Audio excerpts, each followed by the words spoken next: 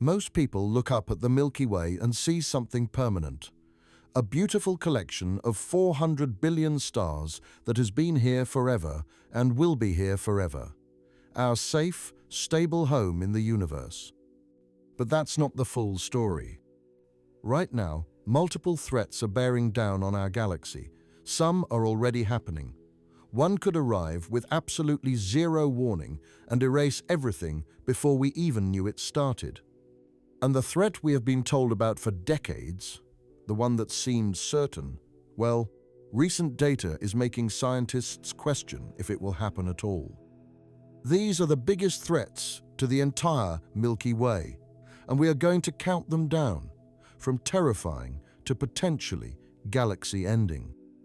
Before we dive into what could destroy or completely transform our galaxy, we need to talk about why this matters right now in 2025. The last few years have been absolutely game-changing for understanding the Milky Way. The James Webb Space Telescope is sending back images and data that are rewriting textbooks. The Event Horizon Telescope just gave us our first direct look at the monster at our galaxy's heart. The Gaia mission has mapped over 1 billion stars with incredible precision. And supercomputers are running simulations that are showing us futures we never imagined. All of this new information is revealing that the Milky Way is far more dynamic, far more vulnerable, and far stranger than we ever thought. It's not just sitting there in space, unchanging. It's evolving, it's under pressure. And yes, it faces real threats. We are going to look at 3 major threats in this documentary. We will count down from number 3 to number 1, and I promise you, each one is going to make you see our galaxy differently. But first, let's talk about what we are actually dealing with here. The Milky Way is not some abstract concept, it's our home. Everything you have ever known, every person who has ever lived, every star you can see with your naked eye, it's all part of this one galaxy. The Milky Way is a barred spiral galaxy. That means it has a central bar-shaped structure made of stars and spiral arms that wind outward from that bar. It is about 100,000 light-years across. To put that in perspective, if you could travel at the speed of light, it would take you 100,000 years to cross from one side to the other. Our solar system sits about 26,000 light-years from the center, in a minor spiral arm called the Orion Spur. We are not in the thick of things. We are actually in a relatively quiet suburban neighborhood of the galaxy, which is probably a good thing for life on Earth. Our own position in the galaxy is more significant than it might seem. The Orion Spur places us between 2 major spiral arms, the Perseus arm and the Sagittarius arm. This interarm region is less dense with stars and gas, which means fewer supernova explosions in our immediate vicinity. Supernova are spectacular but deadly events. If one occurred too close to Earth, within about 30 light-years, the radiation could strip away our ozone layer and expose the surface to harmful ultraviolet light. Our orbit around the galactic center is nearly circular, which is also fortunate. Some stars have highly elliptical orbits that take them plunging through dense spiral arms repeatedly. Our stable, circular path keeps us in relatively calm interarm regions for most of our journey. We do occasionally pass through spiral arms, but these transits happen slowly over millions of years. The Sun completes one orbit around the galactic center every 225 to 250 million years. This period is sometimes called a galactic year. Since the Sun formed about 4.6 billion years ago, it has completed roughly 20 orbits around the galaxy. The galaxy contains somewhere between 100 billion and 400 billion stars.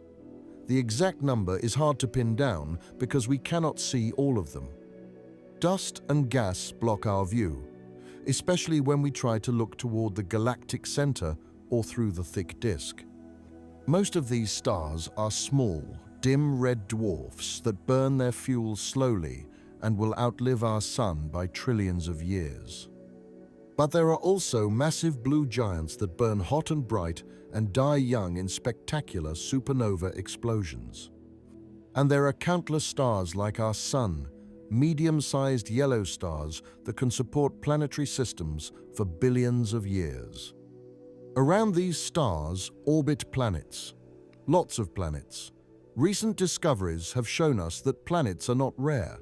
Nearly every star has at least one planet, and many have multiple planets. When you do the math, that means there could be hundreds of billions of planets in the Milky Way. Some of those planets are gas giants like Jupiter. Others are rocky worlds like Earth. And a significant number orbit in the habitable zone, the region around a star where temperatures allow liquid water to exist on the surface. Our own position in the galaxy is more significant than it might seem. The Orion spur places us between two major spiral arms, the Perseus arm and the Sagittarius arm. This interarm region is less dense with stars and gas, which means fewer supernova explosions in our immediate vicinity. Supernova are spectacular but deadly events.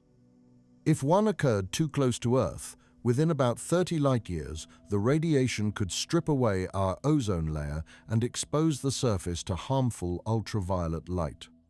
Our orbit around the galactic center is nearly circular, which is also fortunate. Some stars have highly elliptical orbits that take them plunging through dense spiral arms repeatedly. Our stable circular path keeps us in relatively calm interarm regions for most of our journey. We do occasionally pass through spiral arms, but these transits happen slowly over millions of years. The Sun completes one orbit around the galactic center every 225 to 250 million years. This period is sometimes called a galactic year. Since the Sun formed about 4.6 billion years ago, it has completed roughly 20 orbits around the galaxy.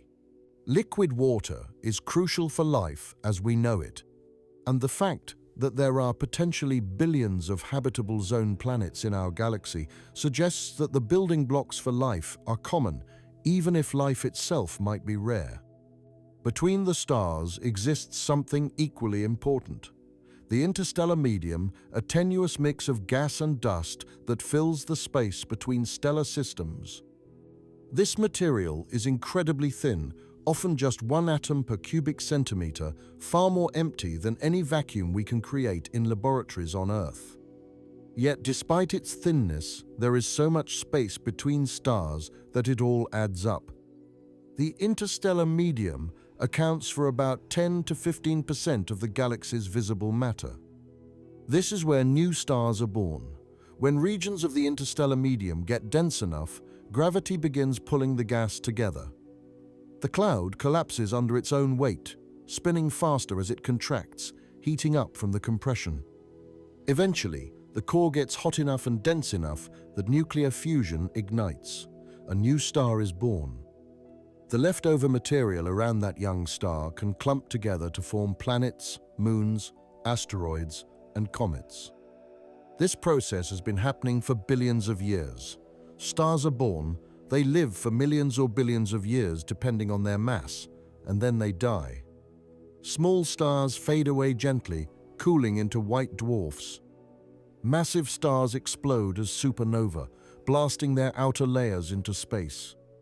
Either way, they return their material to the interstellar medium, enriching it with heavy elements created in their cores through nuclear fusion. Those heavy elements are crucial: carbon, oxygen, nitrogen, iron. All the elements heavier than hydrogen and helium, they can only be made inside stars or in supernova explosions. The very first stars in the universe contained almost no heavy elements. They were made of just hydrogen and helium, but those stars lived and died, scattering heavy elements across space. Each new generation formed from gas slightly richer in these elements. Between the stars exists something equally important: the interstellar medium, a tenuous mix of gas and dust that fills the space between stellar systems. This material is incredibly thin, often just 1 atom per cubic centimeter, far more empty than any vacuum we can create in laboratories on Earth. Yet despite its thinness, there is so much space between stars that it all adds up. The interstellar medium accounts for about 10 to 15% of the galaxy's visible matter. This is where new stars are born. When regions of the interstellar medium get dense enough, gravity begins pulling the gas together. The cloud collapses under its own weight, spinning faster as it contracts, heating up from the compression. Eventually, the core gets hot enough and dense enough that nuclear fusion ignites. A new star is born. The leftover material around that young star can clump together to form planets, moons, asteroids, and comets. This process has been happening for billions of years. Stars are born, they live for millions or billions of years depending on their mass, and then they die. Small stars fade away gently, cooling into white dwarfs. Massive stars explode as supernova, blasting their outer layers into space. Either way, they return their material to the interstellar medium, enriching it with heavy elements created in their cores through nuclear fusion. Those heavy elements are crucial. Carbon, oxygen, nitrogen, iron, all the elements heavier than hydrogen and helium, they can only be made inside stars or in supernova explosions. The very first stars in the universe contained almost no heavy elements. They were made of just hydrogen and helium, but those stars lived and died, scattering heavy elements across space. Each new generation formed from gas slightly richer in these elements. But the Milky Way is not just stars and planets. Between the stars, there is gas and dust, what astronomers call the interstellar medium. This material is incredibly thin. In most places, there might be just 1 atom per cubic centimeter. That is a better vacuum than anything we can create in a laboratory on Earth. But there is a lot of space between the stars, so all that thin gas and dust adds up.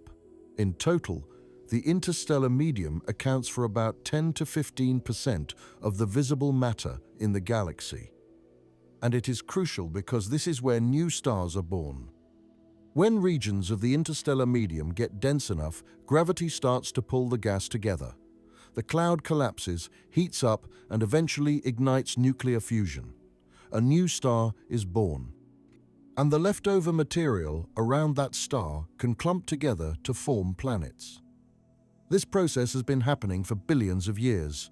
Stars are born, they live for millions or billions of years depending on their size, and then they die. Small stars fade away gently. Massive stars explode.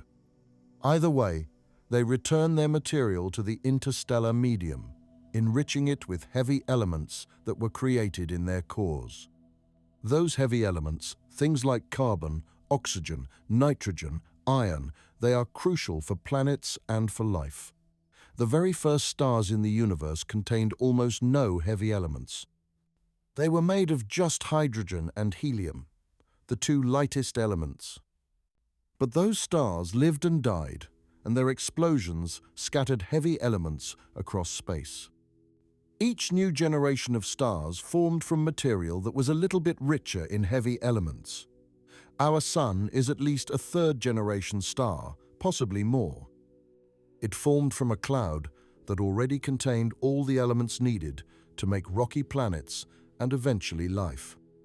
So when we talk about threats to the Milky Way, we are not just talking about threats to a collection of stars. We are talking about threats to the entire ecosystem that makes our existence possible. The structure of the galaxy, the distribution of stars and gas, the central black hole, the interactions with other galaxies, all of it plays a role in creating the conditions where life can emerge. And now, with our modern telescopes and instruments, we are learning that this ecosystem is far less stable than we thought. The galaxy faces real challenges. Some are slow and gradual. Others could be sudden and catastrophic. Let's start with the most terrifying one, even though it is also the least likely. This is the threat that keeps theoretical physicists awake at night, even though the chances of it happening are vanishingly small. It is called false vacuum decay, and if it happens, the Milky Way would not just be destroyed. It would be erased from existence faster than you could blink. To understand this threat, we need to talk about quantum field theory, but I am going to explain it in a way that makes sense without needing a physics degree. Think about energy states. Everything in the universe wants to be in the lowest possible energy state. It is like a ball rolling down a hill. The ball naturally moves downward until it reaches the bottom, and then it stays there because that is the most stable position. In physics, we call the lowest possible energy state the true vacuum. It is the ground state, the bottom of the hill. When something is in the true vacuum, it is as stable as it can possibly be. It is not going anywhere.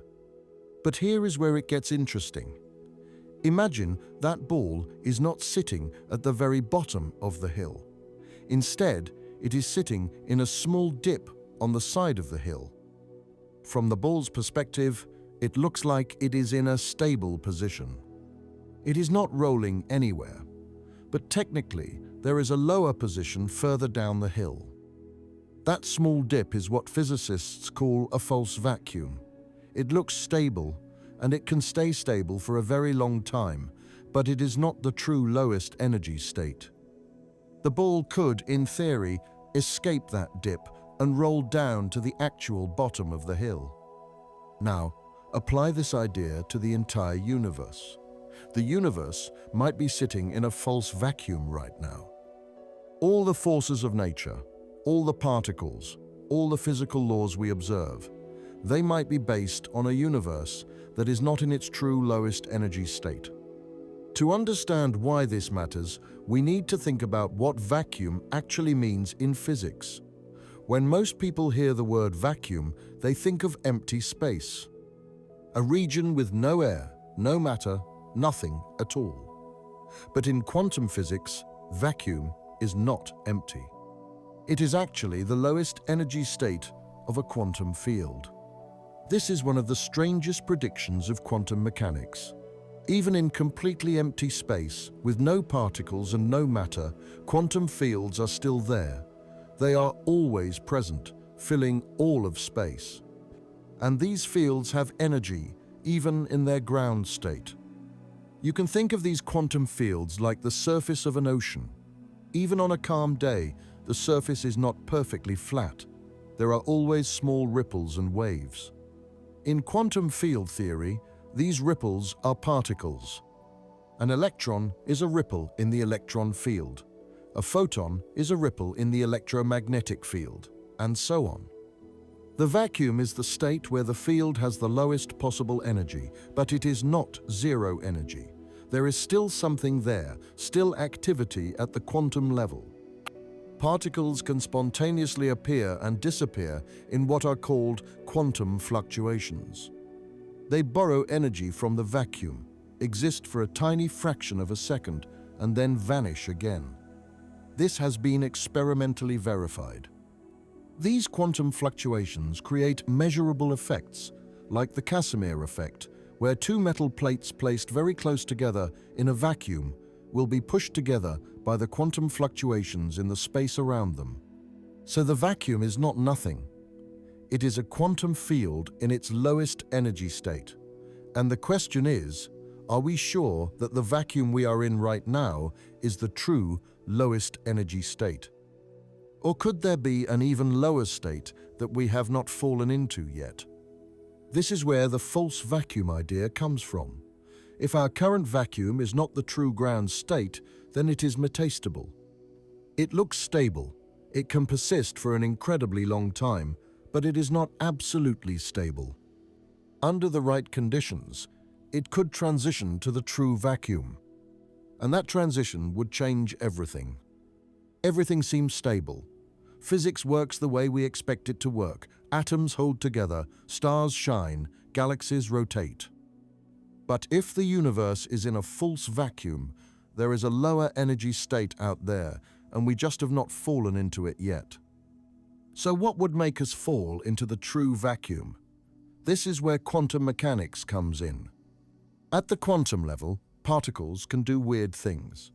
One of those weird things is called quantum tunneling. Basically, a particle can sometimes appear on the other side of a barrier without actually having enough energy to climb over that barrier. It is like if you were standing in front of a wall and suddenly, randomly, you found yourself on the other side without climbing over it or going through a door. Quantum tunneling is well documented. We see it happen in laboratories all the time. It is one of the strange but real consequences of quantum mechanics. To understand tunneling better, think about it this way. In classical physics, if you throw a ball at a wall, the ball either has enough energy to go over the wall or it does not. If it does not have enough energy, it bounces back. Simple. But in quantum mechanics, particles behave differently. They are not solid little balls with definite positions.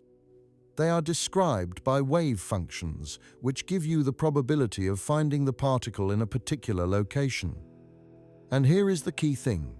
Wave functions do not stop abruptly at barriers.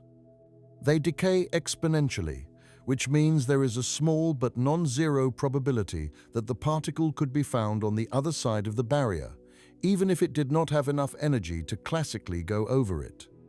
This probability is usually very small. For large objects like baseballs and walls, it is so incredibly tiny that you would never see it happen. But for subatomic particles and thin barriers, tunneling happens all the time. In fact, tunneling is essential for many processes in nature. The sun shines because of quantum tunneling. In the sun's core, hydrogen nuclei are being fused together to form helium. But for fusion to happen, the hydrogen nuclei need to get very close together, close enough for the strong nuclear force to bind them. The problem is that hydrogen nuclei are positively charged, and like charges, repel each other. There is an energy barrier, an electrostatic repulsion that keeps them apart. Classically, the hydrogen nuclei in the sun's core do not have enough energy to overcome this barrier. But quantum mechanically, they can tunnel through it. The nuclei get close enough that there is a small probability they will suddenly find themselves on the other side of the barrier, close enough for the strong force to grab them and fuse them together. Without quantum tunneling, the sun would not shine, stars would not work, and we would not be here. So tunneling is real, it is well understood, and it happens all the time at the subatomic level. Now, apply this to the vacuum. If the universe is in a false vacuum, sitting in that shallow dip on the side of the hill, quantum tunneling provides a way to escape. Somewhere, at some random point in space, a tiny region of the quantum field could tunnel through the energy barrier, separating the false vacuum from the true vacuum. Just a tiny bubble, smaller than an atom, where the field has spontaneously transitioned to the lower energy state. And once that bubble exists, the physics changes dramatically. Now, if the universe is in a false vacuum, there is a tiny, tiny chance that somewhere, at some random point in space, a small bubble of true vacuum could spontaneously appear through quantum tunneling. Just a little bubble, maybe smaller than an atom, where the universe has fallen into its true lowest energy state. And once that bubble exists, physics changes everything. Inside that bubble, the fundamental constants of nature would be different. The Higgs field, which gives particles their mass, might have a different value. The strengths of the fundamental forces, electromagnetism, the strong nuclear force, the weak nuclear force, they might all be different. With different force strengths and different particle masses, atoms would not be able to form in the same way. The chemistry that makes stars, planets, and life possible would not work. But it does not just sit there. The bubble starts expanding at the speed of light. Here is why. The boundary between the false vacuum and the true vacuum is a region of incredibly high energy density, like the surface tension of a soap bubble. That boundary wants to minimize its surface area by expanding. The expansion is not driven by any physical object moving outward. It is the vacuum itself changing state, and this transition happens at the maximum possible speed. Here is the truly terrifying part. Because the bubble expands at light speed, we would never see it coming. When we look at distant stars and galaxies, we are seeing the past because light takes time to travel. This is why we can usually see warning signs for cosmic threats. A nearby star about to go supernova shows changes in brightness first. An asteroid heading toward Earth can be spotted years in advance. But with vacuum decay, the light carrying information about the bubble travels at exactly the same speed as the bubble itself. No advance warning, no signal arriving ahead of it. One moment, everything is normal. The next moment, the bubble wall passes through, the fundamental forces change, and atoms simply dissolve. Not destroyed in an explosion, just transformed into a state where matter cannot exist. The Milky Way, Andromeda, every galaxy in the observable universe would be gone, replaced by a new kind of vacuum where our physics does not apply. And it could already be on its way from somewhere distant in the universe, with no possible way for us to know. Now, before you panic, I need to be very clear about the probability here. The chances of this happening are extraordinarily low. Physicists have run calculations based on what we know about particle physics and quantum field theory, and the current models suggest that the universe is either in a true vacuum already or in a false vacuum that is stable enough that decay is incredibly unlikely over timescales far longer than the current age of the universe. The universe is about 13.8 billion years old. If false vacuum decay was likely to happen, it probably would have happened already somewhere in the observable universe. The fact that we are still here and that we see distant galaxies that are billions of years old still existing is pretty good evidence that vacuum decay is not something we need to worry about on any reasonable timescale. But the possibility is not zero. That is what makes it philosophically interesting. The stability of the vacuum depends on something called the Higgs field. You have probably heard of the Higgs boson, the particle that was discovered at CERN in 2012. The Higgs boson is a ripple in the Higgs field, and the Higgs field is what gives particles their mass.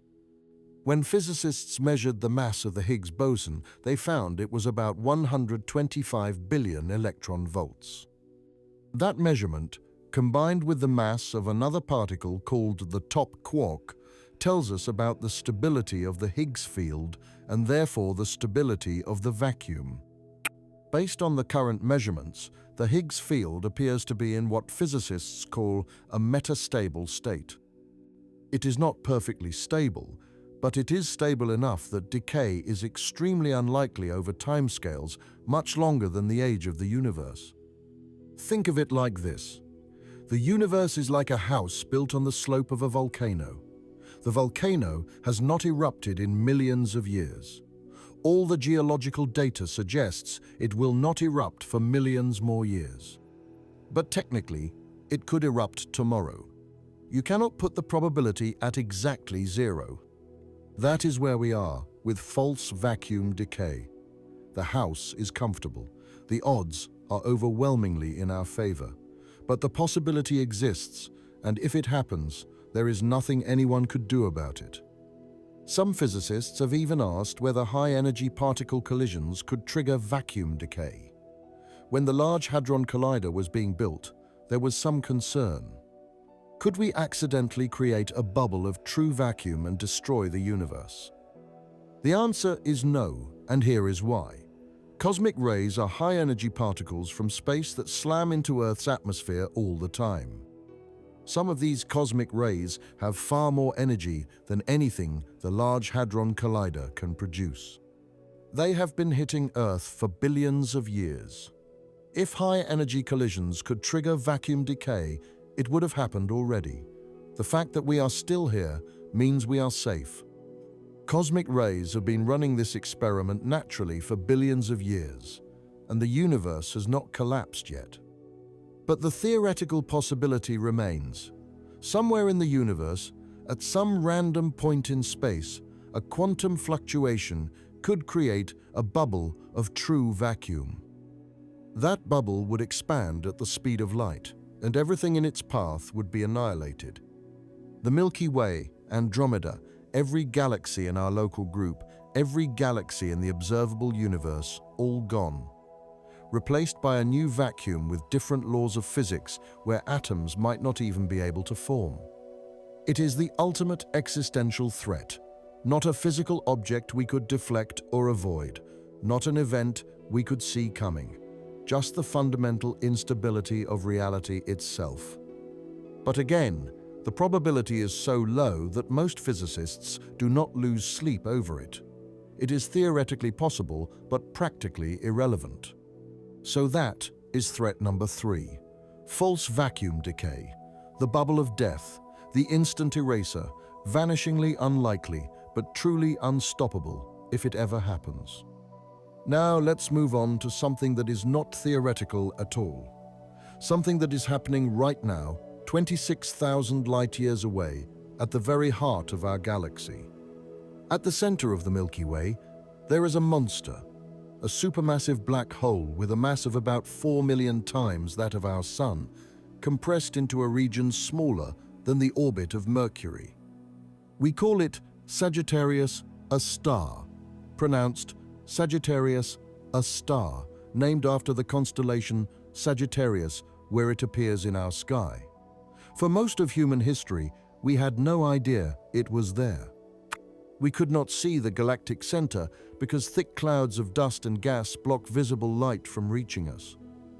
But in the 1970s and 1980s, astronomers started using radio telescopes to peer through the dust. They detected a strong radio source right at the center of the galaxy. They called it Sagittarius A star, and they suspected it might be a black hole, but they could not prove it. The proof came from watching the stars near the galactic center. 2 teams of astronomers, one led by Reinhard Genzel in Germany and another led by Andrea Ghez in California, spent decades tracking individual stars as they orbited the invisible center of the galaxy. This was extraordinarily difficult work. The galactic center is 26,000 light-years away.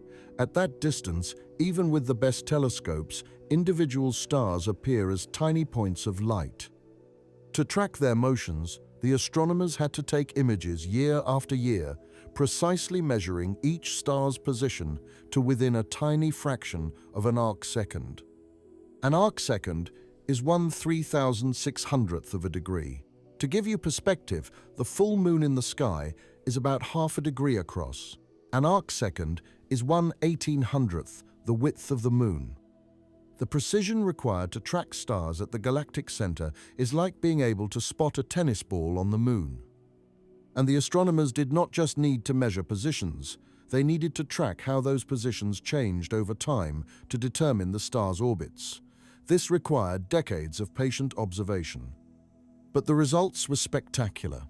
These stars were moving incredibly fast. One star in particular, called S2, completes an orbit around the galactic center in just 16 years.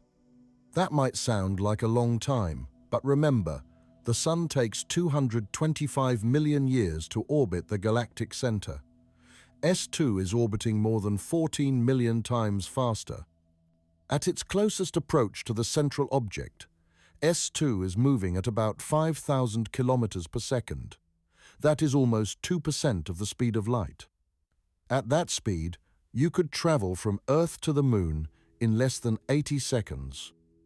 The only thing that could make a star move that fast is an incredibly massive object with an incredibly strong gravitational pull. By measuring S2's orbit precisely, along with the orbits of several other stars near the galactic center, the astronomers calculated that the central object had to be about 4 million times the mass of the Sun. And it had to be small. If that mass was spread out over a large region, the orbits would be different. The precise shape of S2's orbit, which is a highly elongated ellipse, told the astronomers that all that mass had to be compressed into a region no bigger than our solar system, roughly the distance from the Sun to Neptune. The only thing that fits those requirements is a black hole. Not a stellar mass black hole, which forms when a massive star collapses at the end of its life, but a supermassive black hole. An object millions of times more massive than the Sun, compressed into a region small enough that the escape velocity exceeds the speed of light. In 2020, Reinhard Genzel and Andrea Ghez shared the Nobel Prize in Physics for their work, proving that a supermassive black hole sits at the heart of the Milky Way. It was one of the most important astronomical discoveries of the century, confirming decades of theoretical predictions. But the story does not end there. In fact, it was just the beginning. Because once we knew for sure that Sagittarius A star was a black hole, the next step was to actually see it. Now, to be clear, you cannot actually see a black hole directly. By definition, a black hole is a region of space where gravity is so strong that nothing, not even light, can escape. The boundary around a black hole beyond which nothing can escape is called the event horizon. Once anything crosses the event horizon, it is gone forever, pulled inexorably toward the central singularity. So the black hole itself is invisible. It is a perfect black sphere in space, emitting no light and absorbing everything that comes near it. But matter falling toward a black hole does not just disappear quietly. As gas and dust spiral inward, they form what is called an accretion disk, a swirling disk of material orbiting the black hole at incredible speeds. The material in the accretion disk gets compressed as it spirals inward. Compression heats it up, and as it heats up, it starts to glow. The closer the material gets to the black hole, the faster it is moving and the hotter it gets. Very close to the event horizon, the material can be heated to millions of degrees. At those temperatures, it emits X-rays and gamma rays, the most energetic forms of light. The accretion disk around a black hole is one of the brightest objects in the universe, powered not by fusion like a star, but by gravity, by matter falling into an inescapable pit. The Event Horizon Telescope, which is not a single telescope but a network of radio telescopes spread across the entire Earth, was designed to image this glowing material around black holes. By combining data from telescopes on different continents, the EHT creates an effective telescope the size of the planet, with resolution sharp enough to see details at the event horizon. In 2019, the EHT released its first image, and it was spectacular. They imaged the supermassive black hole at the center of the M87 galaxy, a giant elliptical galaxy about 54 million light-years away. That black hole is more than 6 billion times the mass of the Sun, and the image showed exactly what physicists predicted. A bright ring of glowing material surrounding a dark central circle, the shadow of the black hole itself. In 2022, the EHT released a second image, this time of Sagittarius A star, our own galactic center, our own black hole. The image showed the same features: a bright ring of glowing gas, orange and yellow in the false color image, surrounding a dark central region, the shadow of the black hole. Seeing that image was extraordinary. It confirmed everything we thought we knew about Sagittarius A star. It is real, it is massive, and it is right there at the heart of our galaxy. But imaging Sagittarius A star was much harder than imaging the M87 black hole, even though Sagittarius A star is much closer. The problem is that Sagittarius A star is much smaller. Remember, it is only 4 million times the mass of the Sun compared to 6 billion for M87, and the size of a black hole's event horizon is proportional to its mass. This means Sagittarius A star is over 1,000 times smaller than M87, and because it is smaller, the material in the accretion disk orbits much faster. Gas that takes weeks or months to orbit M87 completes an orbit around Sagittarius A star in just minutes. This makes the image of Sagittarius A star change rapidly. Over the course of an observing session, which lasts several hours, the pattern of bright spots in the accretion disk shifts dramatically. It is like trying to take a portrait photograph of a small child who will not sit still. The EHT team had to develop new techniques to deal with this. They could not just take a single long exposure like they did for M87. Instead, they had to take many short exposures and then average them together in clever ways, accounting for how the image was changing over time. The fact that they succeeded is a testament to the incredible skill of the astronomers and engineers working on the project, and the image they produced is one of the most important scientific images of the 21st century. Now, I need to be very clear about something. Sagittarius A star is not an immediate threat to us. We are 26,000 light-years away. That is incredibly far. The black hole's gravity does not reach us in any meaningful way. Earth is not going to get sucked into the black hole. The sun is not going to fall in. We are safe, at least from direct gravitational effects. But that does not mean Sagittarius A star is harmless, because the black hole is not just sitting there quietly. It is active, it is feeding, and it has the potential to wake up in a much more dramatic way. The latest observations from the James Webb Space Telescope and the Event Horizon Telescope show that the black hole is far more active than we realized. It is not just sitting there quietly, it is flaring constantly. These flares are bursts of infrared light and X-rays that happen when small amounts of gas fall toward the black hole. As the gas spirals inward, it heats up to millions of degrees and releases energy. Then it crosses the event horizon and disappears forever. The Event Horizon Telescope has also measured something fascinating. Sagittarius A star is spinning, and it is spinning fast. A spinning black hole is different from a non-spinning one. The spin drags space and time around with it, creating what physicists call frame dragging. And a spinning black hole can store enormous amounts of energy in its rotation. The magnetic fields around Sagittarius A star are twisted and stretched by this rotation. The Event Horizon Telescope was able to map these magnetic fields by looking at the polarization of the light from the glowing material around the black hole. What they found is that the magnetic fields are incredibly strong and incredibly organized. They are not random, they are structured, spiraling around the black hole like the threads of a screw. These magnetic fields play a crucial role in how the black hole feeds. They can channel material toward the black hole or fling it away in powerful jets, and that brings us to the real threat. Right now, Sagittarius A star is relatively quiet. It is consuming matter at a slow, steady rate. It is sipping gas from its surroundings, not gulping it down. But it was not always this calm. About 2 million years ago, the black hole went through a period of intense activity. We know this because we can still see the evidence today. High above and below the galactic plane, stretching for 25,000 light-years in each direction, are two enormous structures called the Fermi bubbles. These are huge lobes of high-energy gamma rays, the most energetic form of light.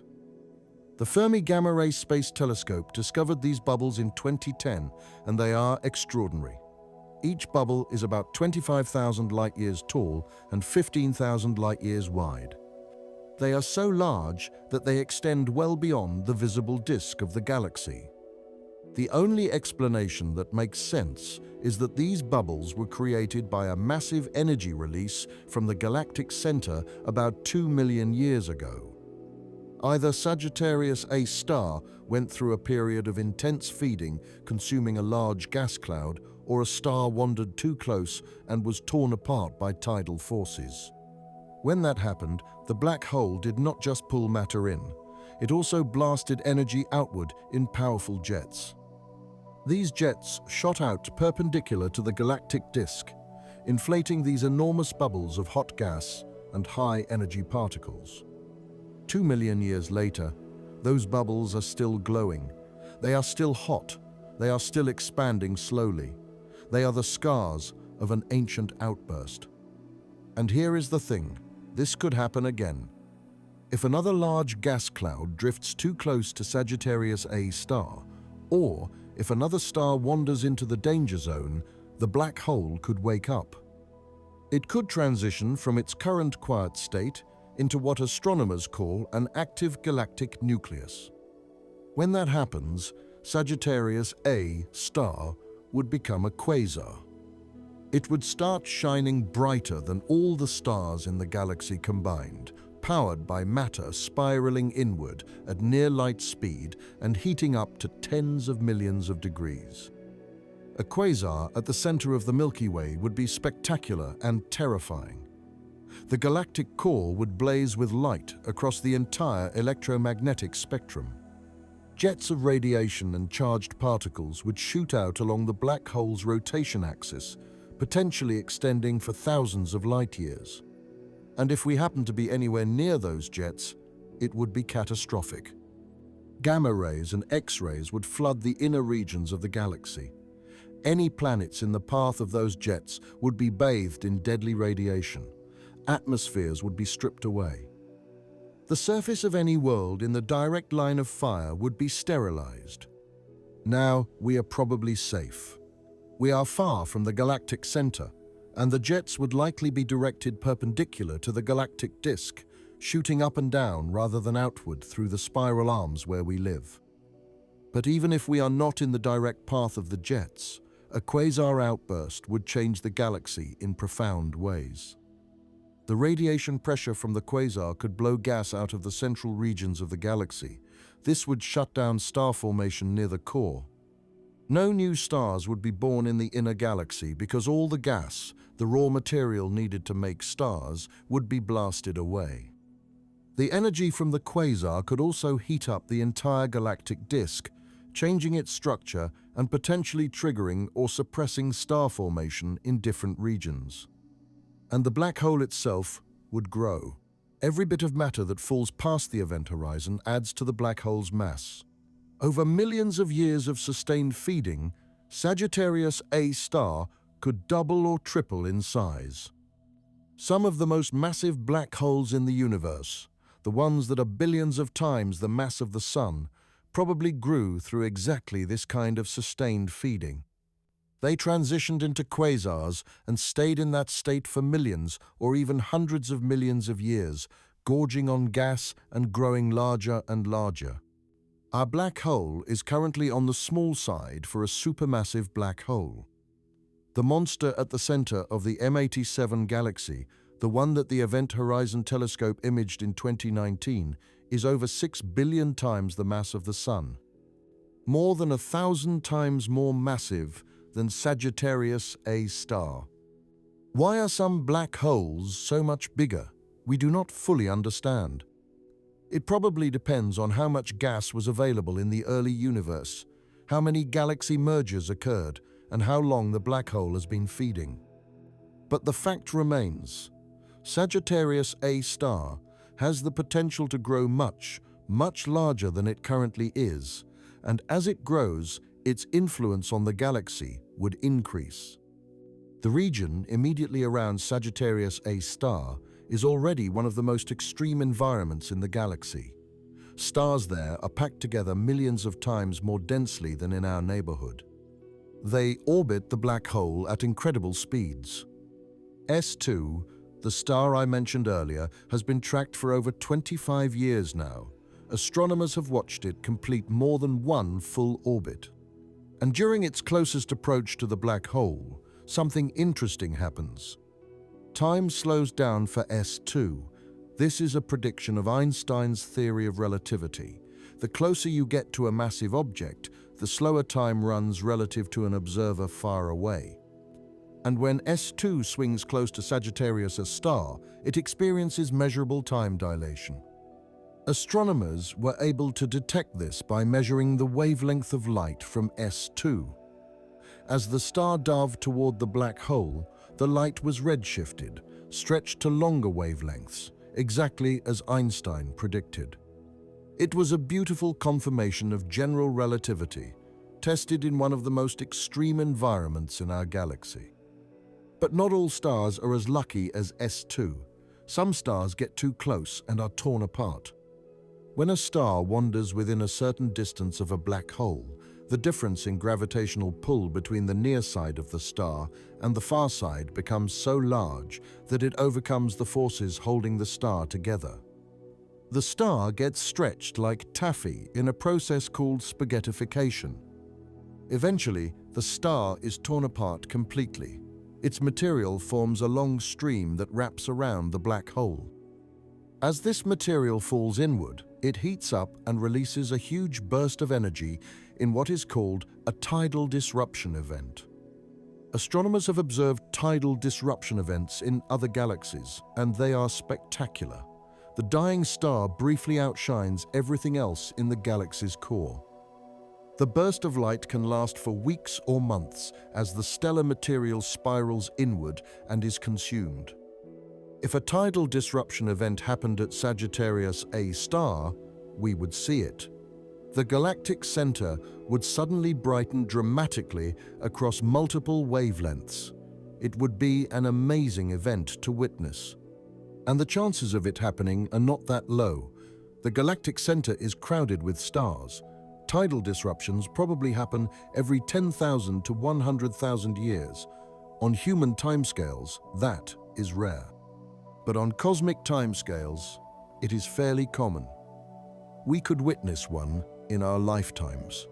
Or it might happen 1,000 years from now. Or it might have happened 1,000 years ago, and the light is on its way to us right now. There is also something very strange happening near Sagittarius A star. Astronomers have identified a cluster of young, massive stars orbiting very close to the black hole, within a light year of the event horizon. This is weird because stars should not be able to form that close to a supermassive black hole. The tidal forces are too strong. Any gas cloud that tried to collapse into a star would be torn apart before it could finish forming. So how did these young stars get there? One theory is that they formed farther out and then migrated inward through gravitational interactions with other stars. Another theory is that they formed in a massive disk of gas that briefly existed around the black hole millions of years ago, when the black hole was feeding more actively. We do not know the answer yet, but these stars are there, and some of them are doomed. They are in unstable orbits, and over the next few million years, some of them will spiral inward and be consumed by the black hole. When that happens, Sagittarius A star will flare.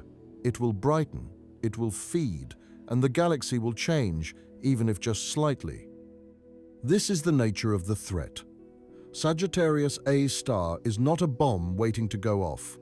It is a dynamic, active black hole that is constantly interacting with its environment.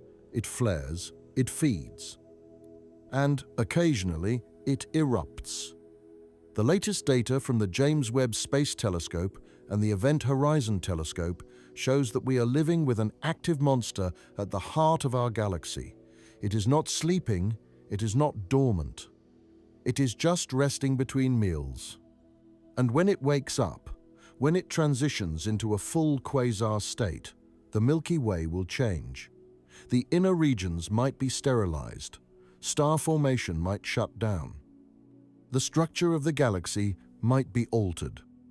We are probably safe out here in the suburbs, 26,000 light-years away.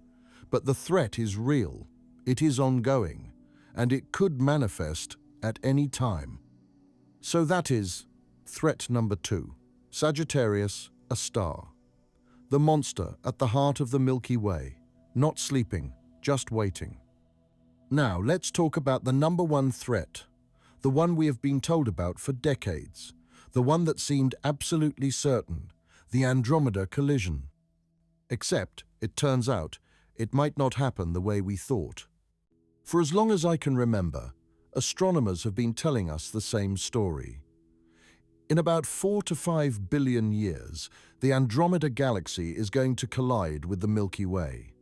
The two largest galaxies in our local group will smash together in a spectacular cosmic merger, and the result will be a single giant elliptical galaxy.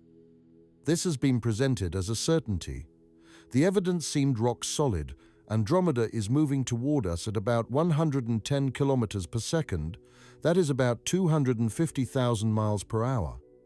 We have measured this speed using the Doppler shift of Andromeda's starlight.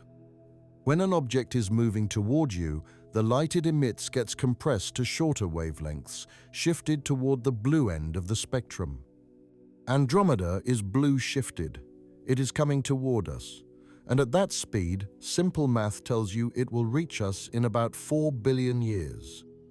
Except there is a problem with that simple calculation. It only accounts for one component of Andromeda's motion, the motion toward or away from us, called the radial velocity. But galaxies move in 3 dimensions. Andromeda is not just moving toward us, it is also moving sideways, perpendicular to our line of sight. That sideways motion is called the tangential velocity, and it is much, much harder to measure. To measure tangential velocity, you need to track an object's position in the sky over many years and see how it moves. For something as far away as Andromeda, which is about 2.5 million light-years distant, the sideways motion is incredibly small. We are talking about tiny fractions of an arcsecond per year. For decades, we simply could not measure Andromeda's tangential velocity accurately enough, so astronomers made assumptions. They assumed Andromeda was heading pretty much straight for us, or close to it. But assumptions are not measurements, and in the last few years, we have finally gotten the measurements. The Hubble Space Telescope, using its incredible precision, tracked the positions of stars in Andromeda over multiple years. The Gaia mission, which is mapping the positions and motions of billions of stars in our own galaxy, has also contributed data on nearby galaxies, including Andromeda. And what these measurements show is that Andromeda has a significant tangential velocity. It is not heading straight for us. It is approaching at an angle. What does that mean? It means the collision might not be a direct, head-on smash. It could be a grazing encounter, or, in the most extreme interpretation of the data, it could even be a near miss. Now, before we go too far, let me be clear. The most likely scenario is still a collision. The data still points toward a merger happening at some point. But the exact nature of that collision, when it happens, how violent it is, and what the final result looks like, all of that is now uncertain. This is huge. This changes the entire narrative we have been told for decades. Let me walk you through the different possible scenarios based on the latest data. Scenario 1, the direct collision.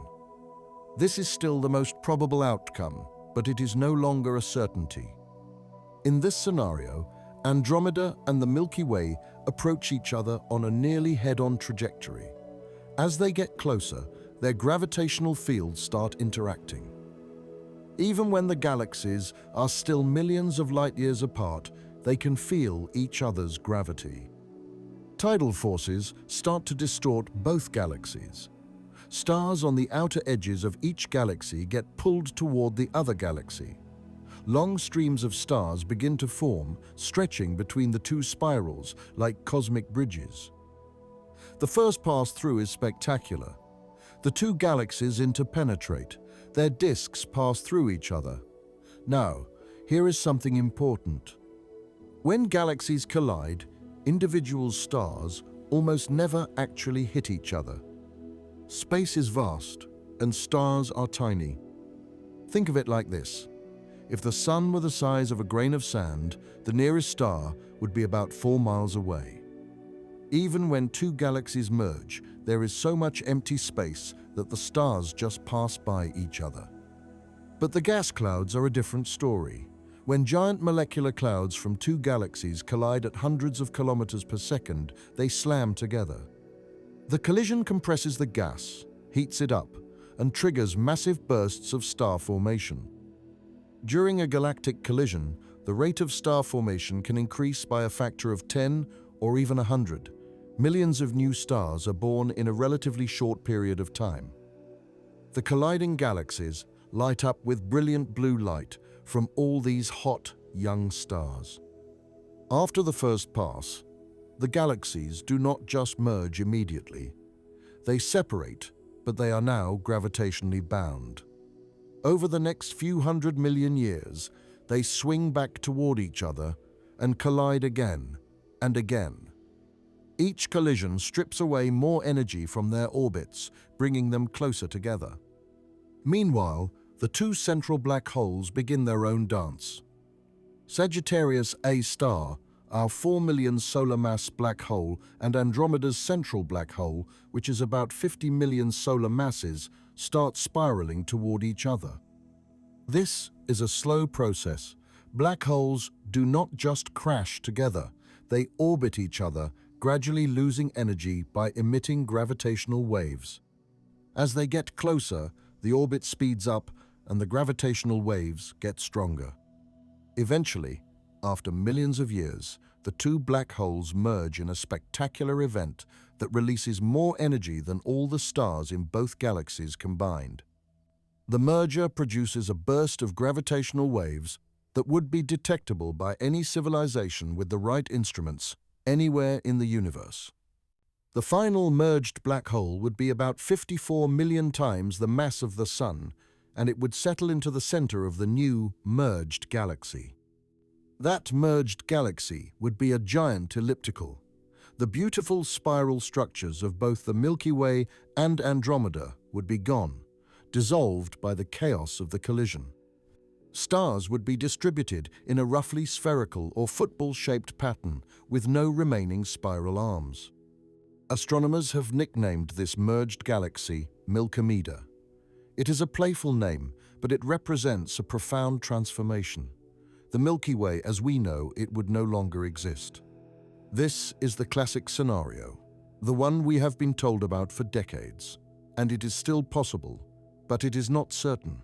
Scenario 2, the grazing encounter. Now, let's consider what happens if Andromeda's tangential velocity is high enough that we do not hit head-on. In a grazing encounter, the galaxies still interact gravitationally. They still approach each other. But instead of interpenetrating fully, they swing past each other, like two dancers in a cosmic waltz who come close but do not fully embrace. Tidal forces still rip stars away from both galaxies. Long tidal tails still form, streams of stars stretching across millions of light years. Some stars are flung out into intergalactic space, never to return. Others are captured by the other galaxy. Gas clouds still collide, but not as intensely as in a direct collision. There would still be bursts of star formation, but they would be more localized, concentrated in the regions where the two galaxies came closest. The central regions of both galaxies might remain mostly intact, especially if the closest approach distance is large enough. After the first encounter, the galaxies separate, but gravity does not let them go. Over hundreds of millions of years, their orbits decay. They swing back for another pass, and another. Each encounter strips away more stars, creates more tidal tails, and brings the galaxies closer to an eventual merger. But here is the key difference. In a grazing scenario, the merger takes much longer. Instead of 4 to 5 billion years until complete merger, it might take 10 billion years or more. And during that extended time, parts of both galaxies might survive in recognizable form for much longer than we thought. The spiral structure might persist through the first few encounters, gradually dissolving over billions of years rather than being destroyed in a single violent collision. This scenario changes the timeline dramatically. It means the Milky Way as a spiral galaxy might exist for twice as long as we thought. Scenario 3. The near miss. This is the least likely scenario, but it is now on the table as a possibility. What if Andromeda's tangential velocity is high enough that the galaxies do not actually collide at all on the first pass? In this case, Andromeda would swing by the Milky Way at a distance of perhaps hundreds of thousands of light-years. The gravitational interaction would still be significant. Both galaxies would be disturbed. Tidal forces would create waves in the galactic disks. Some stars would be pulled into new orbits. But there would be no major collision, no intense starburst, no merger of the central black holes, at least not yet. Instead, Andromeda would continue on its trajectory, and the Milky Way would continue on its own. The two galaxies would be gravitationally bound to each other, orbiting around their common center of mass over billions of years. Eventually, over enough time, gravitational interactions would bring them back together. But that final merger might be pushed back by billions of years. We are talking about 10 billion years or more into the future. By that time, our Sun will be long dead. The Sun is currently about 4.5 billion years old, and it has about another 5 billion years of life left. In about 5 billion years, it will swell into a red giant, expanding to perhaps the orbit of Earth or beyond. The inner planets will be engulfed.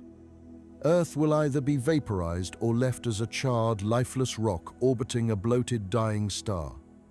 Then the Sun will shed its outer layers in a planetary nebula and collapse into a white dwarf, a dense remnant about the size of Earth, but with a mass comparable to the Sun.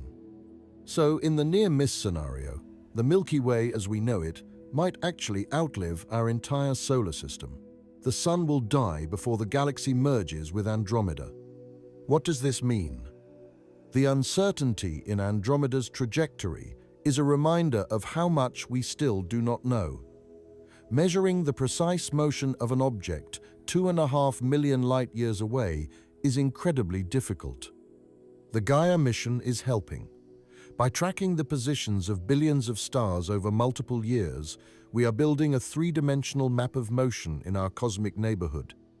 But there is still uncertainty in the measurements.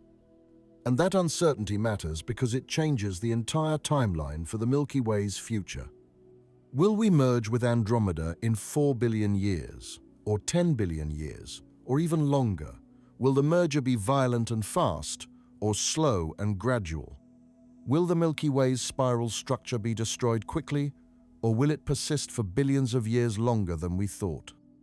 These are not just academic questions.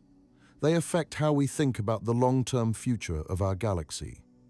But here is what does not change. Even in the best-case scenario, even if Andromeda misses us completely on the first pass, the gravitational interaction will still reshape the Milky Way. Tidal forces will pull stars out of the disk. The spiral arms will be disturbed. The galactic structure we have mapped so carefully will change. Some stars will be flung out into intergalactic space. Others will be pulled into new orbits. The night sky for any civilization that might exist on Earth or elsewhere in the galaxy billions of years from now will look completely different. Andromeda, which currently appears as a faint smudge in our sky, will grow larger and brighter over millions of years. Eventually, it will stretch across the heavens, a spectacular band of light and dust. Tidal tails will arc overhead, streams of stars pulled out of both galaxies. The sky will be filled with newborn stars, blue and brilliant, clustered in regions where gas clouds collided and compressed. It will be one of the most beautiful and dramatic sights in the universe, a reminder that even galaxies are not permanent. They evolve, they interact, and they change. And over long enough timescales, billions of years, the merger is still likely to happen eventually. Andromeda is part of the same gravitational system as the Milky Way. We are bound together. The local group of galaxies, which includes the Milky Way, Andromeda, and about 50 smaller galaxies, is a gravitationally bound system. Sooner or later, the two largest galaxies in that system will merge. It is inevitable. The only question is when and how. When it does happen, it will be the end of the Milky Way as a spiral galaxy. But it will not be the end of the stars, or the planets, or the possibility of life. Galactic mergers are common in the universe. The Hubble Space Telescope and the James Webb Space Telescope have captured stunning images of colliding galaxies. These images show galaxies in various stages of merger, from the first close approach to the final merged elliptical. And what we see is that through it all, stars keep shining, planets keep orbiting. The individual star systems mostly survive intact. Yes, some stars get flung out into intergalactic space. Yes, the overall structure of the galaxy changes dramatically. But the stars themselves, and any planets orbiting them, are mostly unaffected. Life, if it exists on planets in the collision zone, might not even notice on a day-to-day basis. The changes happen over millions of years, too slow to perceive directly. But the night sky would change. Over millions of years, civilizations would see Andromeda grow larger and larger. They would see new stars being born in massive bursts. They would see the sky transform as the two galaxies merged. It would be spectacular, terrifying in its scale, but also beautiful. And that is the nature of this threat. It is not a sudden catastrophe.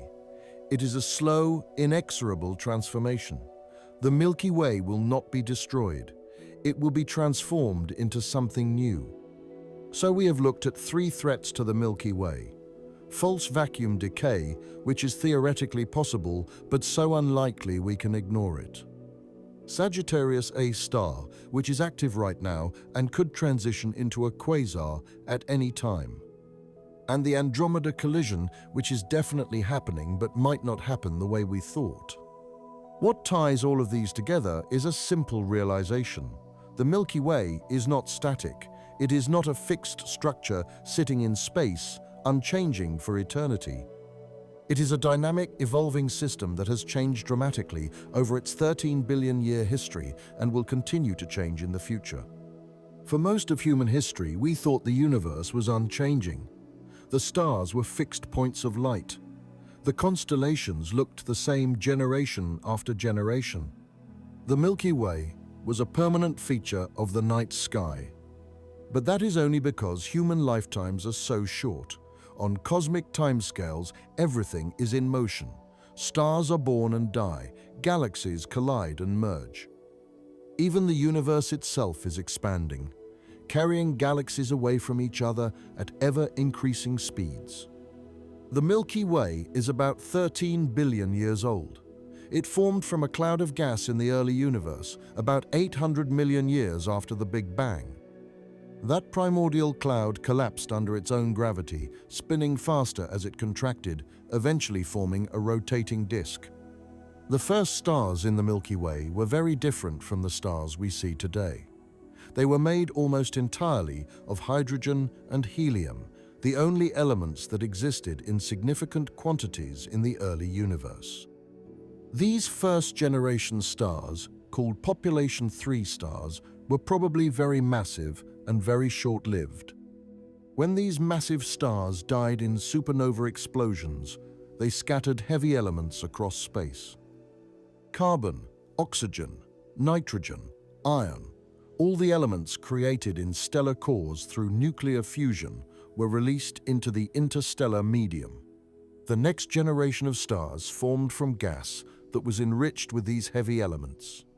And when those stars died, they added even more heavy elements to the mix. Generation after generation, the galaxy became more and more metal-rich, in the astronomical sense of the word metal, which means any element heavier than hydrogen and helium. Our Sun is a relatively recent star. It formed about 4.5 billion years ago, which means it is a late arrival in the galaxy's history. The gas cloud that collapsed to form the Sun already contained all the elements needed to make rocky planets and eventually life. But the Milky Way did not grow in isolation. It grew by consuming smaller galaxies.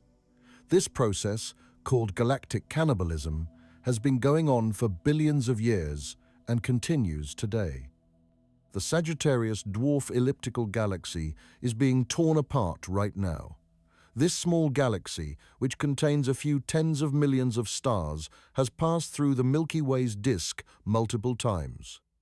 Each passage strips away more stars and gas, leaving long streams of debris that wrap around our galaxy like ribbons.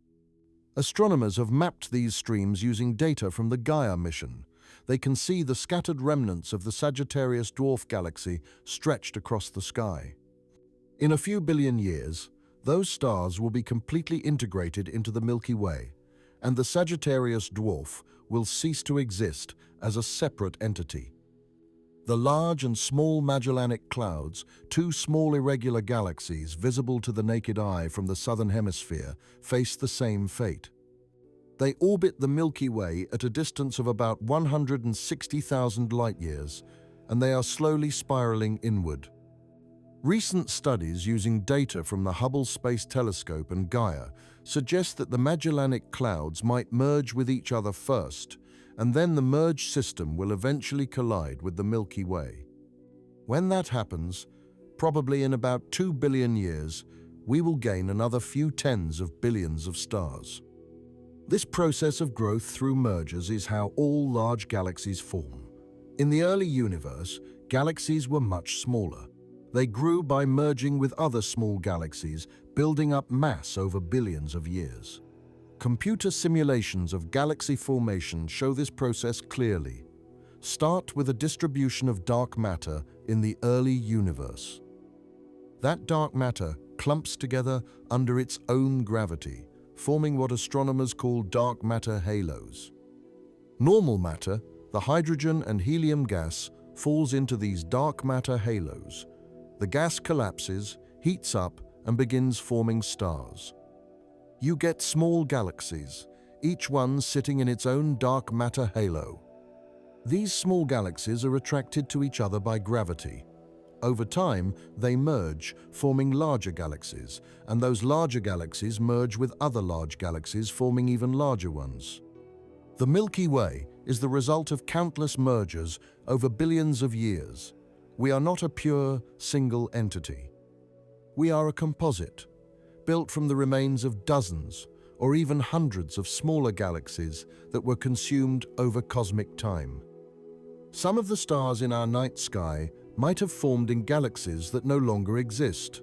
Their original homes were dissolved, their stars scattered and mixed into the Milky Way. And the process continues. Right now, the Milky Way is consuming smaller galaxies. In a few billion years, we will merge with Andromeda, the largest galaxy in our local group. And eventually, the merged Milky Galaxy might consume other nearby galaxies in the local group.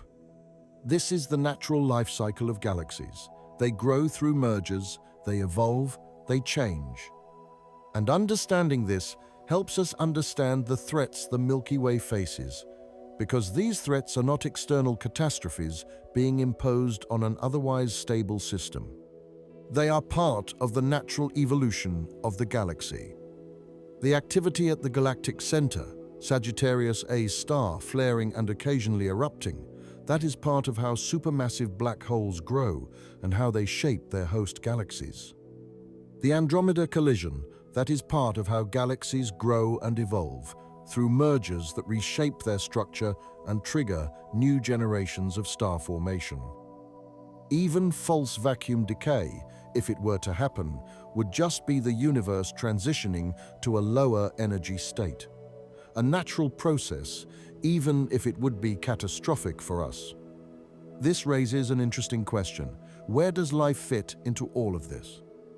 If the Milky Way is this dynamic, evolving, occasionally violent place, how does life manage to emerge and survive? The answer is that life, at least as we know it, requires stability over long timescales. You need a star that shines steadily for billions of years. You need a planet that maintains liquid water on its surface.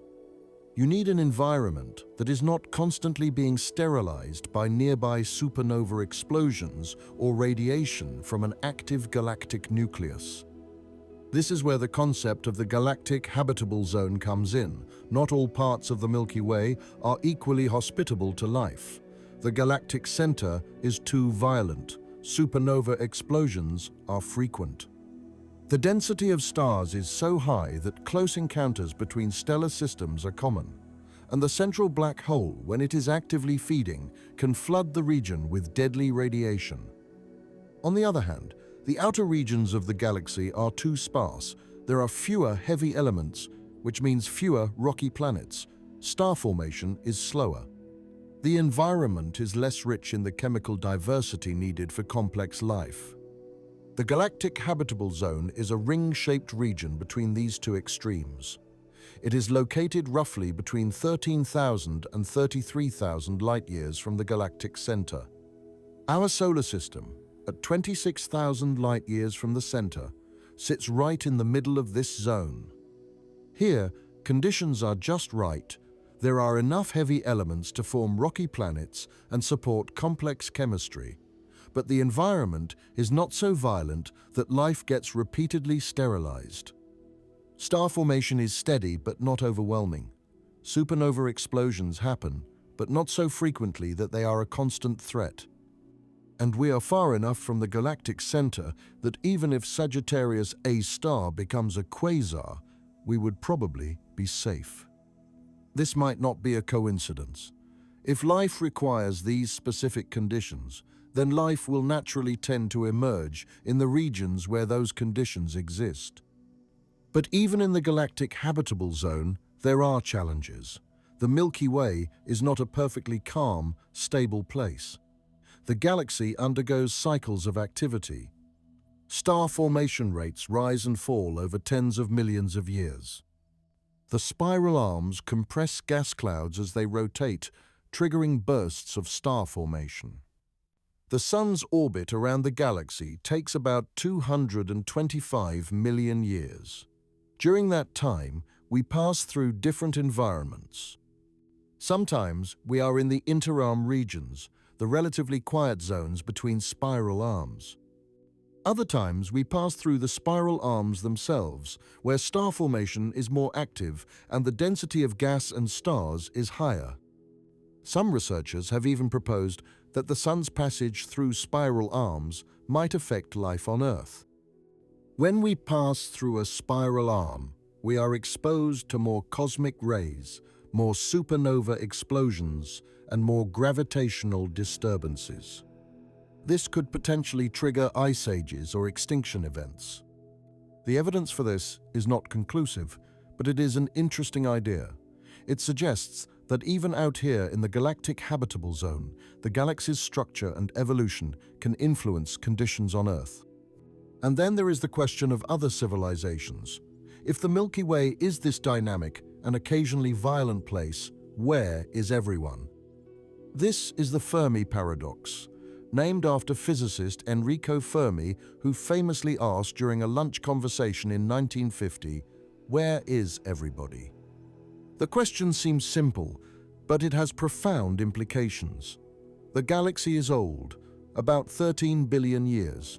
It is vast, stretching 100,000 light-years across. It contains hundreds of billions of stars, and we now know that most of those stars have planets. The Kepler Space Telescope found that roughly half of Sun-like stars have at least one planet in the habitable zone. Do the math, and you get tens of billions of potentially habitable planets in our galaxy alone. That is just in the Milky Way. There are hundreds of billions of galaxies in the observable universe. Even if life is rare, even if only 1 in a million habitable planets actually develops life, and even if only 1 in a million life-bearing planets develops intelligent, technological civilizations, there should still be thousands or millions of civilizations in the Milky Way alone. Some of those civilizations should be far older than ours. The Sun is a relatively young star. There are stars in the galaxy that formed 8 or 9 billion years ago, when the universe was less than half its current age. If life emerged on planets around those stars on the same timescale it took to emerge on Earth, there could be civilizations that are billions of years older than human civilization. What could a civilization do with a billion-year head start? Our technology has advanced from stone tools to spacecraft in just 10,000 years. Imagine what a civilization could accomplish with 1,000,000 times longer to develop. They should be everywhere. They should have spread across the galaxy. They should have built structures we could detect. Dyson spheres around stars, massive engineering projects, radio transmissions, something. But we see nothing. The galaxy is silent. This is the Fermi paradox. The apparent contradiction between the high probability that alien civilizations should exist and the complete lack of evidence for them. There are many proposed solutions to the paradox, and none of them are entirely satisfying. Let's walk through some of the main possibilities. Possibility 1.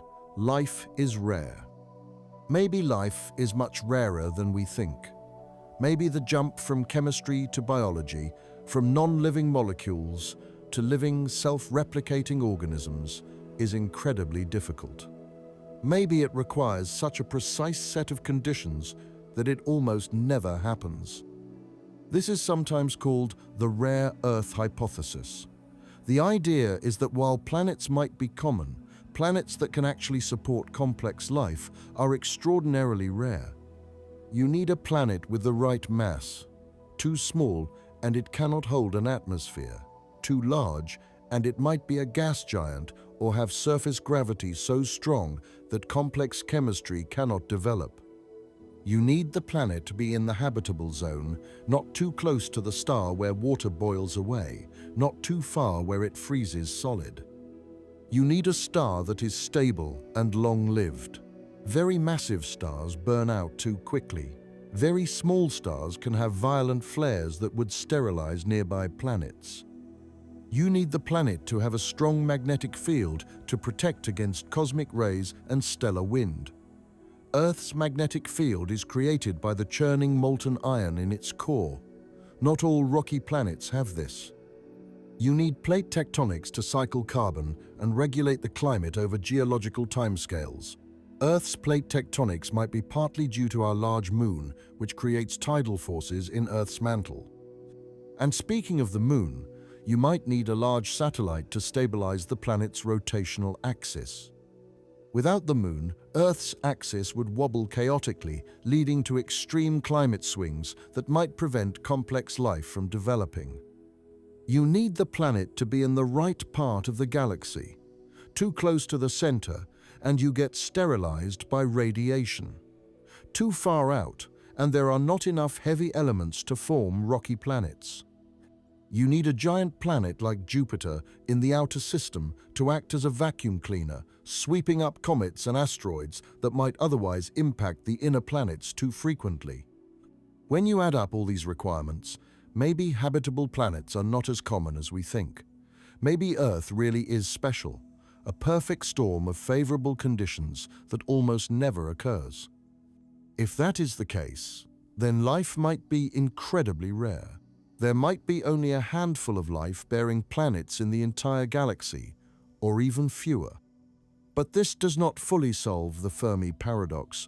Even if complex life is rare, with hundreds of billions of stars in the galaxy, rare does not mean unique.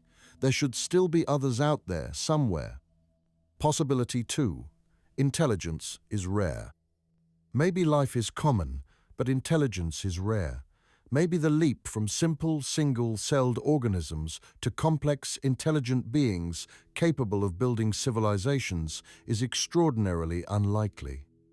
On Earth, life emerged relatively quickly. The oldest evidence of life dates back to about 3.8 billion years ago, just a few 100 million years after Earth's surface cooled enough to support liquid water. But for most of Earth's history, life was simple. Single-celled organisms dominated for billions of years. Complex multicellular life only emerged about 600 million years ago. And even then, it took another 500 million years for intelligence to develop. Maybe that is typical.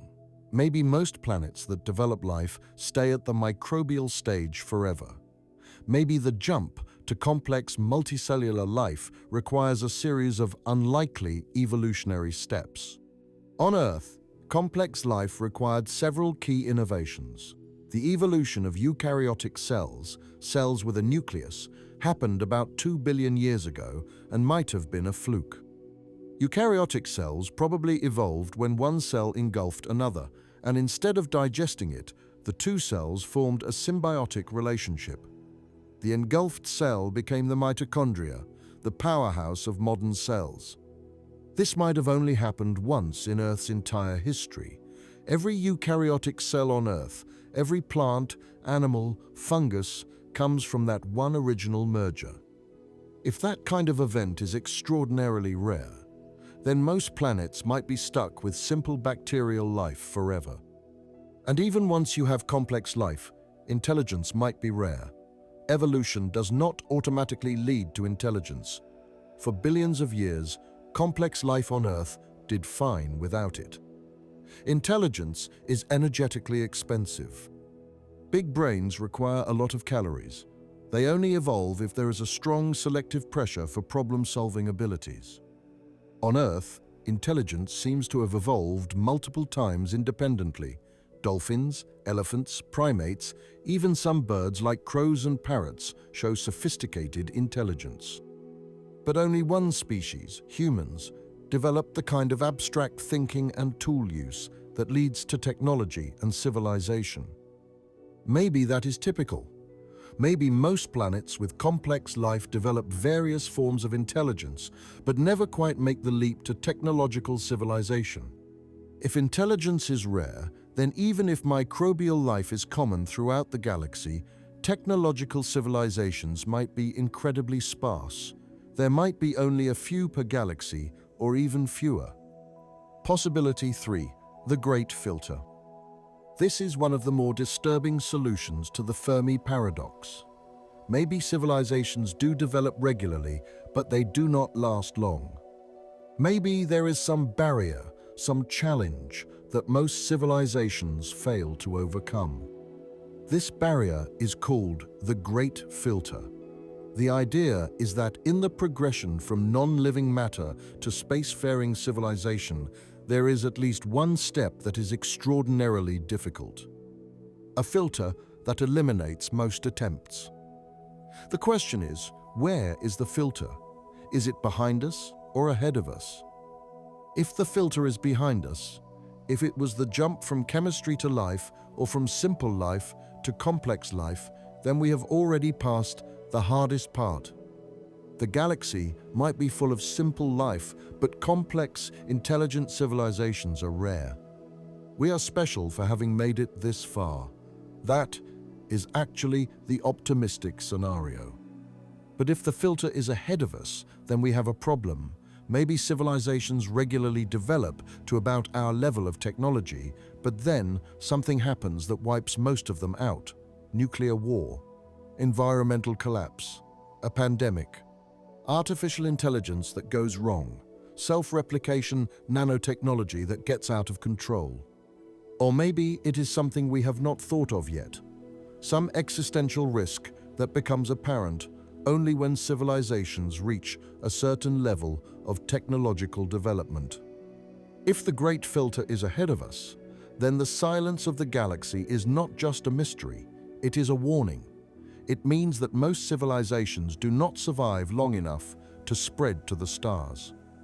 And we might be facing the same fate. This possibility is why some scientists take existential risks very seriously. If the galaxy should be full of civilizations but is not, maybe it is because those civilizations destroyed themselves. And maybe we are about to do the same. But in the context of the threats we have been discussing, there is another possibility. Maybe the galaxy is more dangerous than we think.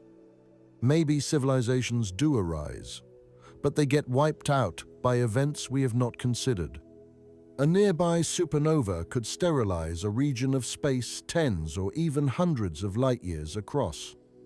A gamma-ray burst, if it were aimed at us, could strip away Earth's ozone layer and flood the surface with deadly ultraviolet radiation.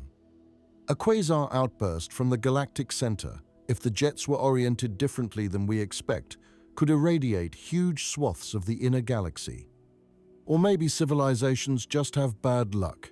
Maybe they emerge on planets in regions of the galaxy that are less stable than ours. Maybe they face more frequent extinction events. We do not know, but the silence of the galaxy is one of its deepest mysteries, and it is a reminder that even if life can emerge, even if intelligence can develop, long-term survival is not guaranteed. The threats we have discussed tonight, Sagittarius A star waking up, the Andromeda collision, even the remote possibility of false vacuum decay, they are all part of a universe that is not designed for our comfort. It is beautiful, it is awe-inspiring, but it is also indifferent. And that makes our existence all the more remarkable. Against all odds, on a small planet orbiting an ordinary star in a quiet corner of the galaxy, life emerged. And that life eventually developed the ability to look outward, to build telescopes, to study the universe and try to understand its nature. We are the universe trying to understand itself, and that is extraordinary. So what does the future hold for the Milky Way? Over the next few billion years, the galaxy will continue to evolve. Sagittarius A star will continue to feed, occasionally flaring as gas clouds fall toward it. The Sagittarius dwarf galaxy will be completely dissolved, its stars fully integrated into our galaxy. The Magellanic Clouds will spiral inward and eventually merge with us. Star formation will continue. New stars will be born from collapsing gas clouds. Some of those stars will be massive and short-lived, exploding as supernova within just a few million years. Others will be small red dwarfs that will burn slowly for trillions of years, far longer than the current age of the universe. Planets will continue to form. Some of those planets might be in the habitable zone. Some might develop life.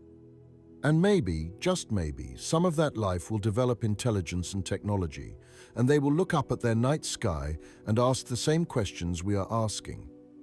In about 4 to 10 billion years, depending on how the measurements of Andromeda's motion play out, the Andromeda collision will begin. The two galaxies will approach each other, their gravitational fields reaching out across millions of light years. The first close encounter will be spectacular. Tidal forces will pull stars out of both galaxies. Long streams of stars will stretch between the two spirals. Gas clouds will collide, triggering massive bursts of star formation.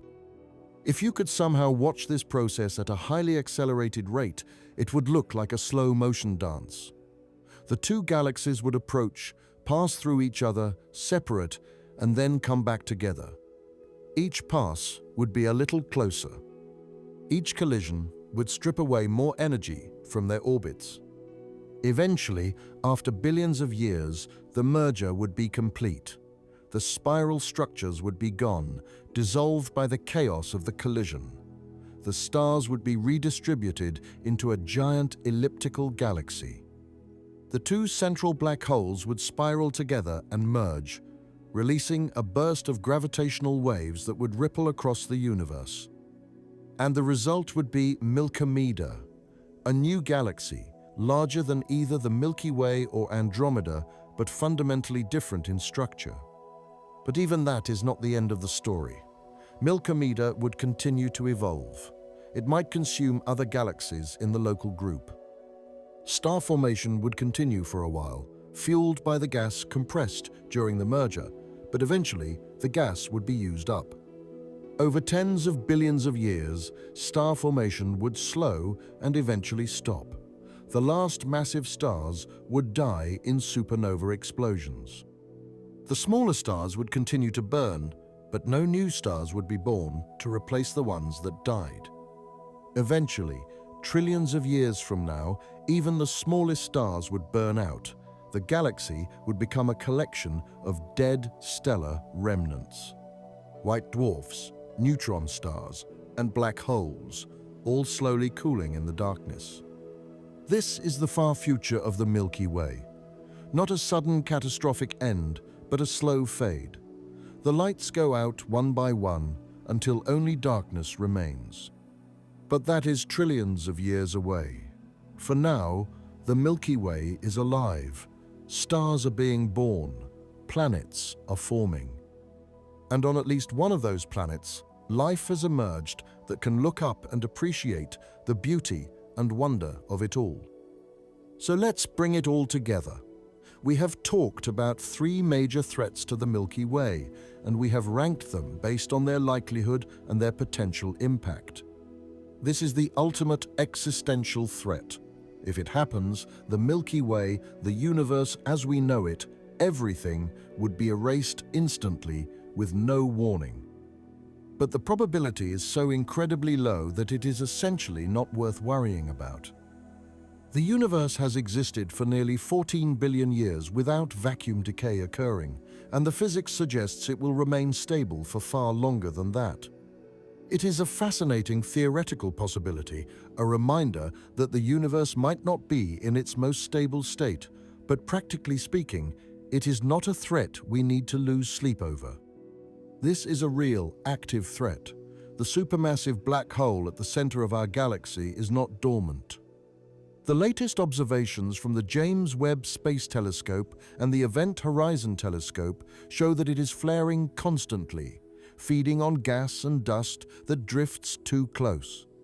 If Sagittarius A star transitions into a full quasar state, consuming matter at a much higher rate and releasing enormous amounts of energy in jets and radiation, it could reshape the inner regions of the galaxy.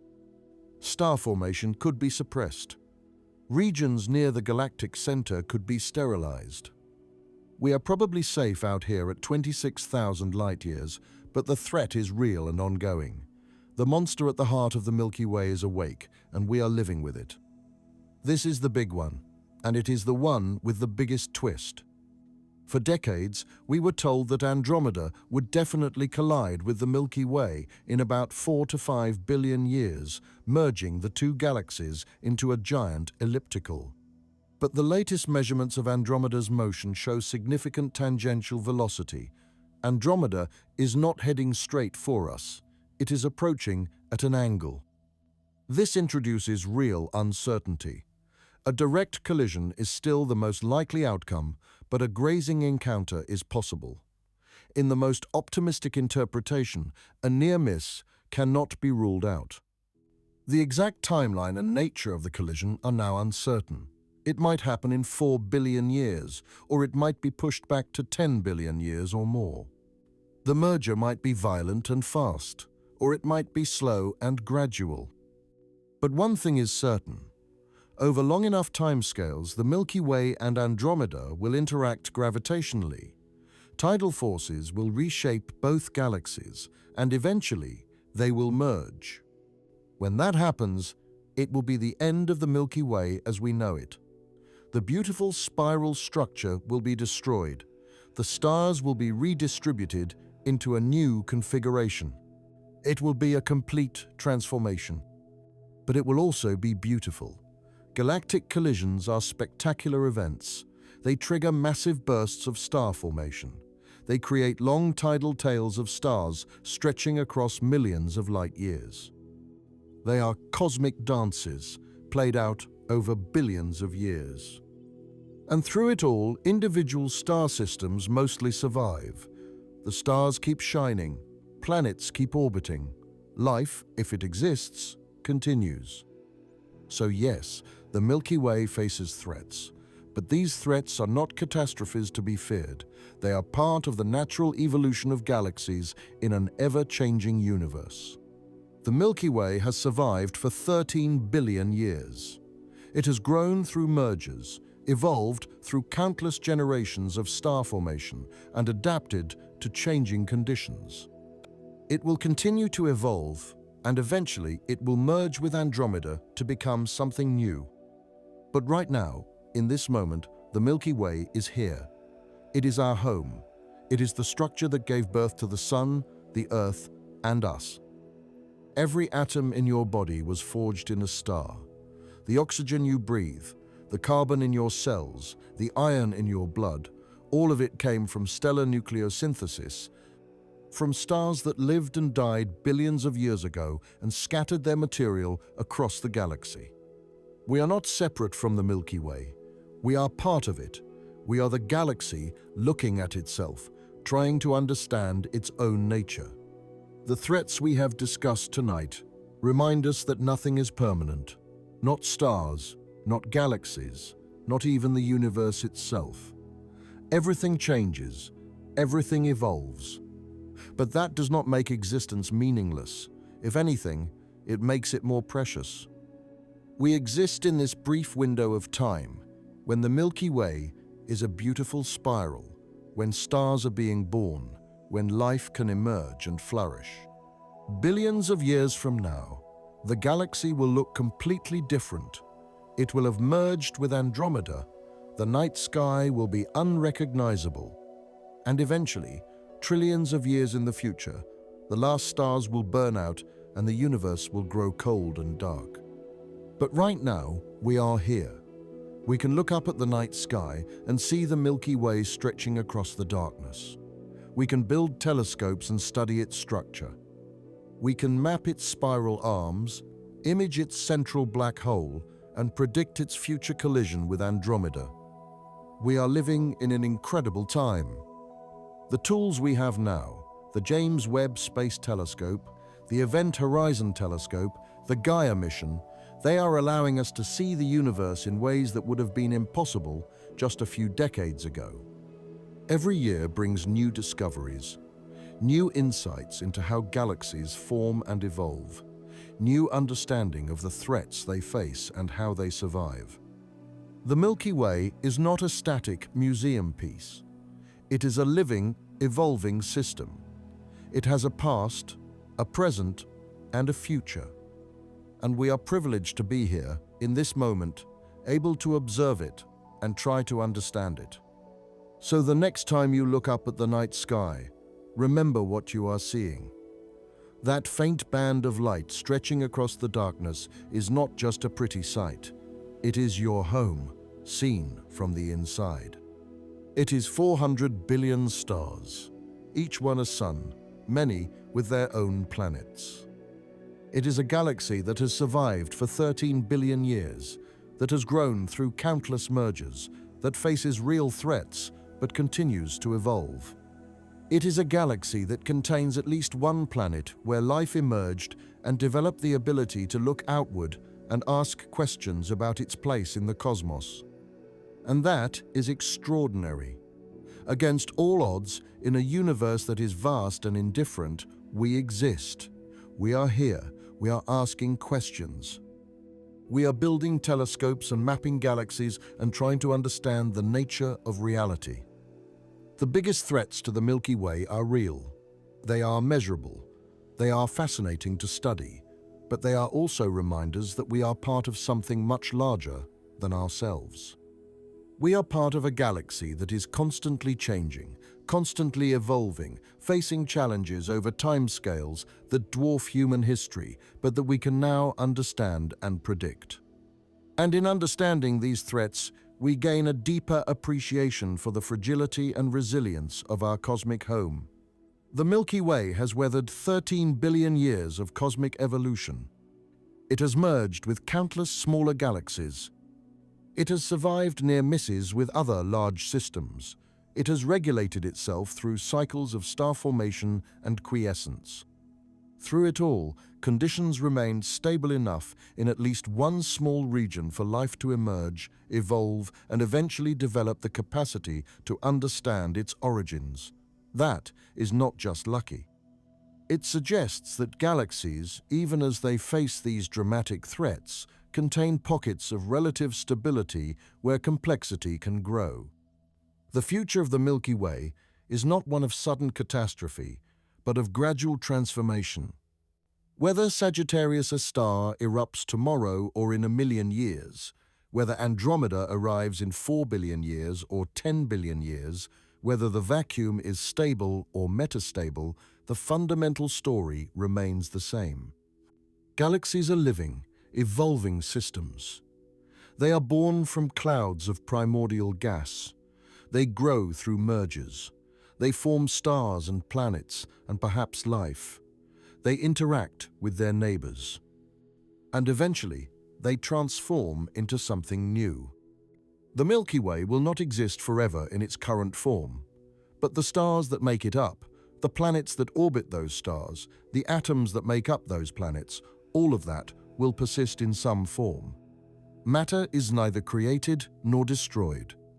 It just changes form, recycling through the cosmos in an endless dance of creation and destruction. And maybe, billions of years from now, when the Milky Way has merged with Andromeda and the new Milky Galaxy has settled into its elliptical form, there will still be pockets of stability. Regions where stars shine steadily, where planets orbit in stable zones, where life persists or emerges anew. Maybe civilizations in that future galaxy will look back at the ancient archives, if any survive, and learn about the time when their home was two separate spirals. Maybe they will study the same questions we are studying now. Why are we here? What threatens our existence? And how long can this last? The threats to the Milky Way teach us humility. They remind us that nothing is permanent, not even galaxies, but they also teach us resilience, because the Milky Way has faced threats before and survived. It will face threats in the future and adapt. And we, as temporary inhabitants of this galaxy, have the extraordinary privilege of being here during one of its most beautiful phases. The spiral is intact, the stars are shining. The conditions for life and consciousness exist, and we can look outward and understand what we see. That is the ultimate gift of these discoveries. Not fear of cosmic threats, but appreciation for cosmic beauty. The knowledge that we are part of something ancient, vast, and magnificent. Something that will outlast us, but that we can, for this brief moment, observe and comprehend. The galaxy turns, the stars shine, and somewhere in all that vastness, we exist, trying to make sense of it all. The Milky Way faces threats, yes, but it endures, and so do we, at least for now, and that is something truly worth celebrating. Each discovery we make, each measurement we refine, each theory we test, brings us closer to understanding not just the threats our galaxy faces, but the mechanisms that have allowed it to thrive for so long. The interplay between dark matter and normal matter. The feedback loops between black holes and galaxy formation. The chemical enrichment that makes rocky planets possible. These are not just academic curiosities, they are the processes that made our existence possible. The tools we have developed are remarkable. The James Webb Space Telescope peers back to the earliest galaxies, showing us what the universe looked like when it was young. The Event Horizon Telescope creates Earth-sized virtual instruments that can photograph the shadows of black holes. The Gaia mission maps 1 billion stars with precision that would have seemed impossible just decades ago. Each instrument answers old questions and raises new ones. And as we look forward, those questions multiply. Will we detect biosignatures on nearby exoplanets in the next decade? Will the Laser Interferometer Space Antenna hear the gravitational wave symphony of merging black holes across the universe? Will we finally solve the mystery of dark matter's identity? Will we detect a signal from another civilization, or will the silence continue to echo across the void? These questions drive us forward.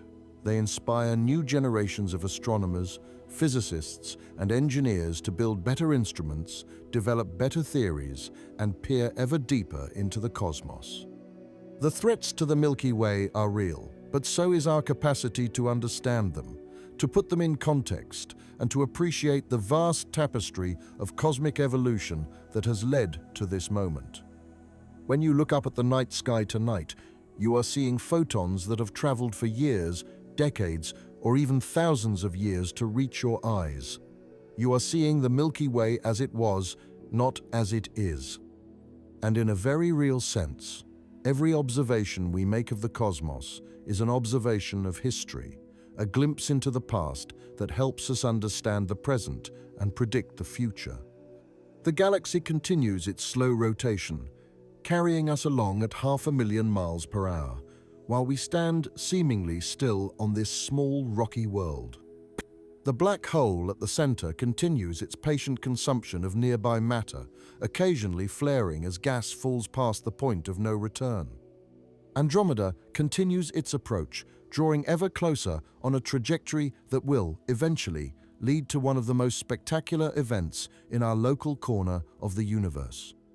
And through it all, we watch, we measure, we learn. We are the universe becoming aware of itself, consciousness emerging from matter, asking questions about origins and endings, about threats and transformations.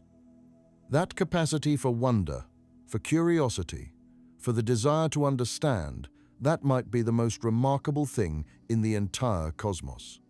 The biggest threats to the Milky Way remind us that nothing lasts forever.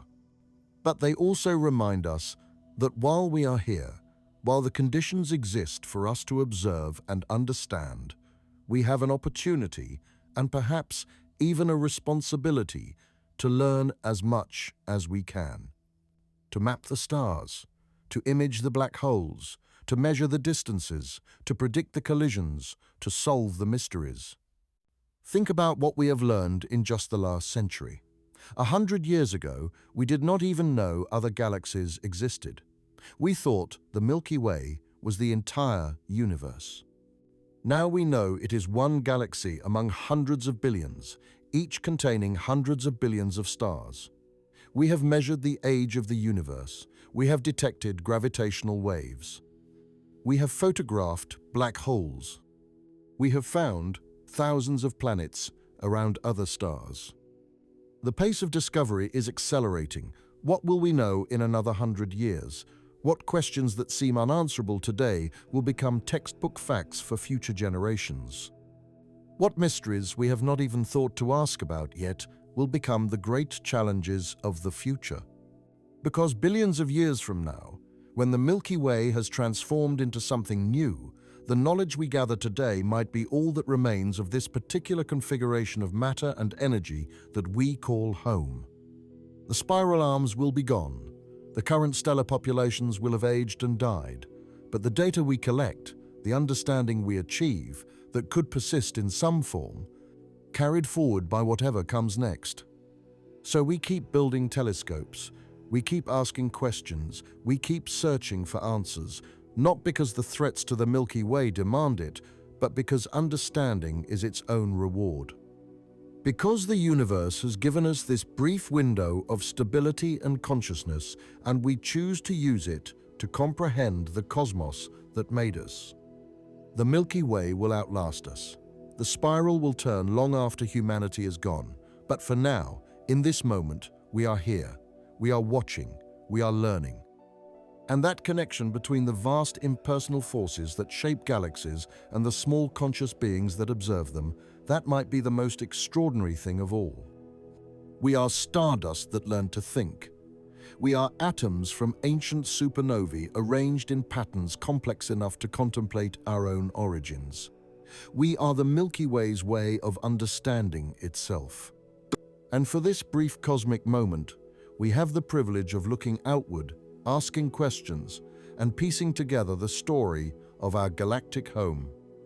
The threats we have explored tonight, false vacuum decay, the awakening of Sagittarius, a star, the coming collision with Andromeda, they are reminders of impermanence. But they are also reminders of connection. We are not separate from these cosmic processes. We are part of them. The same forces that shape galaxies also shaped us. The same laws that govern black holes also govern the atoms in our bodies. So when we study the threats to the Milky Way, we are really studying ourselves, our origins, our context, our place in the grand cosmic story. And in doing so, we honor the billions of years of cosmic evolution that made this moment possible. The moment when matter became conscious and turned its gaze outward to understand the universe that created it. Keep looking up, keep wondering, keep asking questions, because as long as there is someone to ask them, the story continues. Thank you for joining me on this journey through the biggest threats to the Milky Way.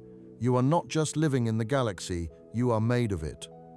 You are part of its story, a brief but meaningful chapter in a saga that spans billions of years and will continue long after we are gone.